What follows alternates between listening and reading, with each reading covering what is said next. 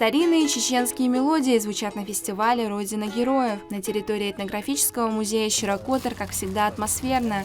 В роли гостей здесь чеченские писатели и журналисты, общественные деятели, местные жители и туристы. Мы с большим удовольствием сегодня с членами нашей организации пришли на фестиваль «Родина героев».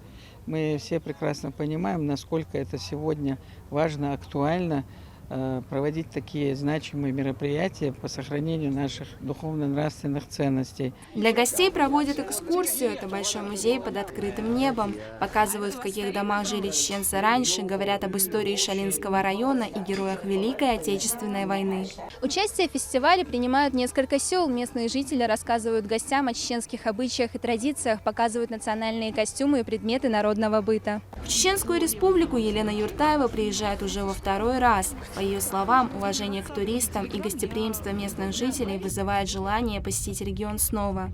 Попали на фестиваль, очень красиво, очень этнически, восхищают отношение народа именно к своей республике, к возрождению традиций, уважение именно к своей республике. Вкусная еда. Кавказ, конечно, в этом плане отдельно, надо сказать, по кухне. Красивый народ, красивые танцы. Туристы поблагодарили организаторов за теплый прием. В конце мероприятия гостей ждал щедро накрытый стол. Национальные блюда, приготовленные по старинным рецептам. Диана Хармуш, Хаджи Мудаев, Джабраил Синеев. Неделя.